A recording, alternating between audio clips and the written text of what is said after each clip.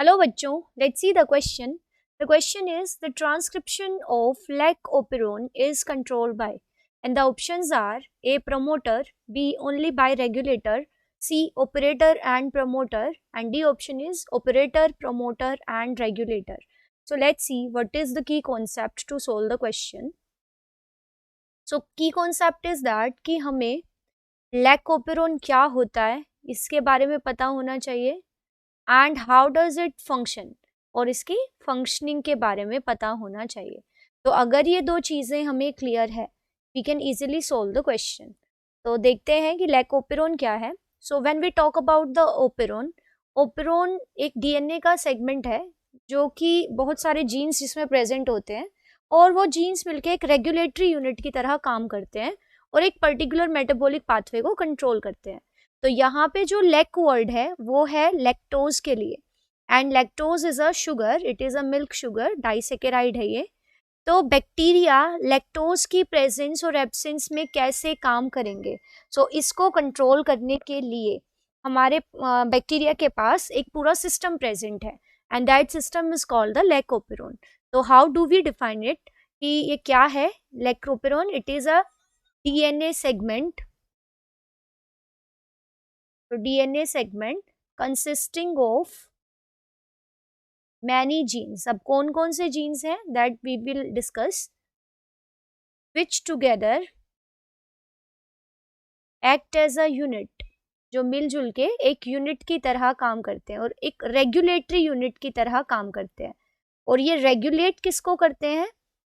Metabolism को. And they control the metabolism of lactose. कि lactose अगर प्रेजेंट होगा तो बैक्टीरिया उसको कैसे मेटाबोलाइज करेंगे और अगर लैक्टोज एब्सेंट होगा तो वो जो जीन जो लैक्टोज के मेटाबॉलिज्म के लिए है उनका कैसे स्विच ऑफ होगा, मींस वो कैसे उनकी फॉर्मेशन बंद होगी. तो ये सब करने के लिए एक बहुत सारे जीन्स का ग्रुप है बैक्टीरिया के अंदर. तो लाइकोपेरोन का अगर हम डायग्राम बनाएं तो डीएनए सेगमेंट है. So we know that DNA is double stranded even in case of bacteria. So here it consist of many genes. तो यहाँ पे हम बनाते हैं एक तो P then I gene. So these are the genes. यहाँ पे फिर आगे हम बनाते हैं फिर से एक पी जीन लिखेंगे हम, then O, then Z, Y and A. ये सारे जीन्स यहाँ प्रेजेंट होते हैं. तो अब देखते हैं इनका मतलब क्या है. सो पी यहाँ पे 2 बार लिखा है तो यहाँ दोनों ही पी का मतलब है प्रमोटर जीन और प्रमोटर रीजन. और प्रमोटर का फंक्शन क्या है? इसका फंक्शन है that it is the binding site, binding and recognition site for RNA polymerase. RNA polymerase एक एंजाइम है जो डीएनए से आरएनए की फॉर्मेशन कराता है. मींस ट्रांसक्रिप्शन के लिए जो एंजाइम जरूरी है दैट इज आरएनए पॉलीमरेज. और जहां ये एंजाइम जाके बाइंड करेगा that region is called the promoter region. And promoter region को हम पी से रिप्रेजेंट कर रहे हैं. तो यहाँ पे 2 प्रमोटर है, दोनों प्रमोटर अलग अलग जीन के लिए है. सो यहाँ पे जो ये वाला प्रमोटर है it is for this I gene और जो ये दूसरे वाला प्रमोटर है it is the for the Z, Y and A gene. तो यहाँ पे अब दूसरा जीन देखते हैं. आई जीन किसके लिए है? आई वर्ड यहाँ पे इनहिबिटरी जीन है ये, क्योंकि इस जीन का प्रोडक्ट इस ओपेरोन को स्विच ऑफ करता है. सो इनहिबिटरी जीन है और वैसे ये रेगुलेटरी जीन भी हम इसे कहते हैं. तो ऐसा रेगुलेटरी जीन इसको हम कहेंगे. तो इसका फंक्शन क्या है that it codes for a protein. ये एक प्रोटीन के लिए कोड करता है और उस प्रोटीन को हम कहते हैं रिप्रेसर प्रोटीन. यहाँ पे हम इसे और रेगुलेटर प्रोटीन हम कहेंगे. रिप्रेसर और रेगुलेटरी प्रोटीन के लिए कोड करता है and this protein binds with another gene and that gene is operator gene, operator region. तो ये जीन ऑपरेटर से बाइंड करेगा. सो आई जीन का हमने फंक्शन पढ़ा कि ये एक प्रोटीन के लिए कोड करेगा. दूसरा जो एक और यहाँ पे हमने लिखा है ओ रीजन क्या है? O is for operator. Operator वो रीजन है जहाँ पे जाके रिप्रेसर बाइंड करेगा. So it is binding site for repressor protein. तो जहाँ जाके रिप्रेसर प्रोटीन बाइंड करेगा that site is called the operator. और जो बाकी 3 जीन्स हमने बनाए हैं Z, Y and A gene, तो these together are known as the structural gene. इन जीन के जो प्रोडक्ट्स हैं, जो एंजाइम्स हैं, वो लैक्टोज के मेटाबॉलिज्म के लिए इसेंशियल है। So Z, Y and A genes are called the structural genes and ये जीन्स कोड करते हैं एंजाइम्स के लिए। सो Z जीन किस एंजाइम के लिए कोड करता है? It codes for beta galactosidase.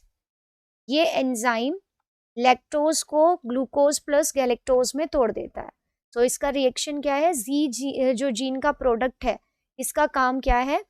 ये लैक्टोज को ब्रेक कर देता है। जब लैक्टोज प्रेजेंट होगा तो ये उसको ब्रेक कर देगा इनटू ग्लूकोज प्लस गैलेक्टोज, 2 छोटे शुगर्स मोनोसेकेराइड में तोड़ देगा। वाई जीन क्या करता है? Y gene is for beta permease. ये बैक्टीरिया की मेम्ब्रेन को परमिएबल बनाता है for the entry of lactose. अगर बैक्टीरिया लैक्टोज की प्रेजेंस में रखे गए हैं तो लैक्टोज की एंट्री को सेल के अंदर कराएगा वाई जीन।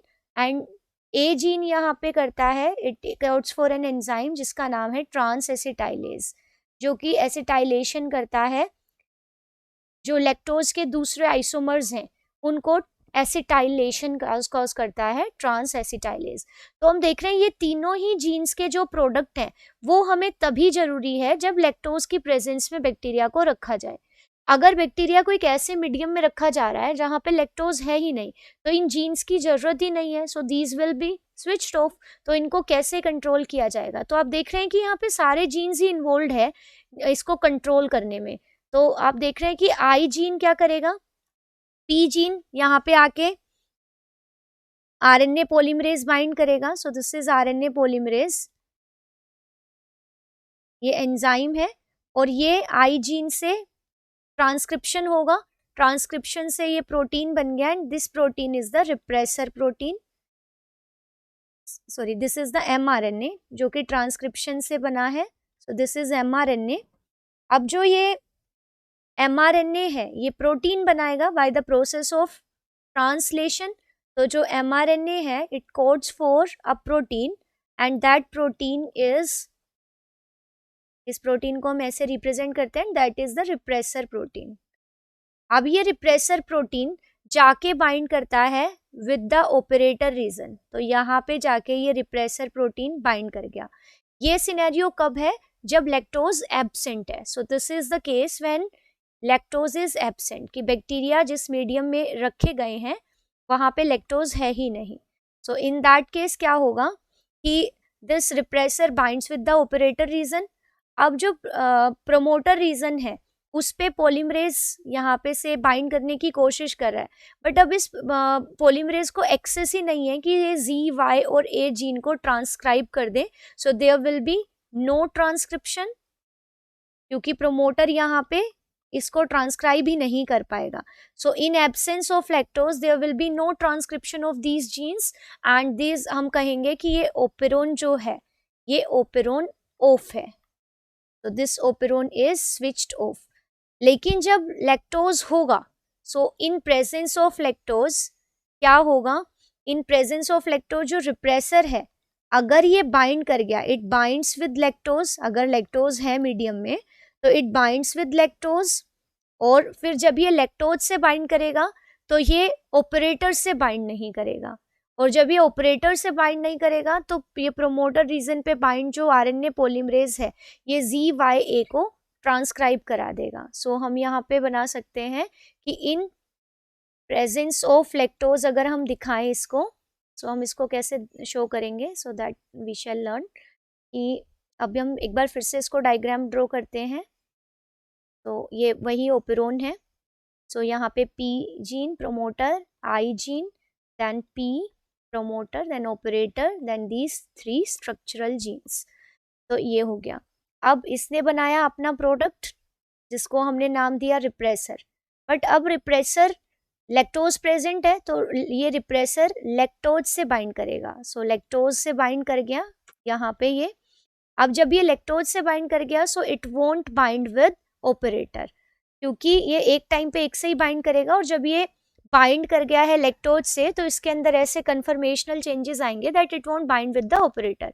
यहाँ पे आरएनए पॉलीमरेज बाइंड करेगा, ये यहाँ पे ट्रांसक्रिप्शन करेगा, तो यहाँ पे आरएनए बनेगा, यहाँ पे एक पॉलीसिस्ट्रोनिक आरएनए बनेगा जिसको हम एमआरएनए कह रहे हैं, और ये एमआरएनए 3 एंजाइम्स बनाएगा, और वो एंजाइम्स है beta galactosidase, beta permease and trans acetylase.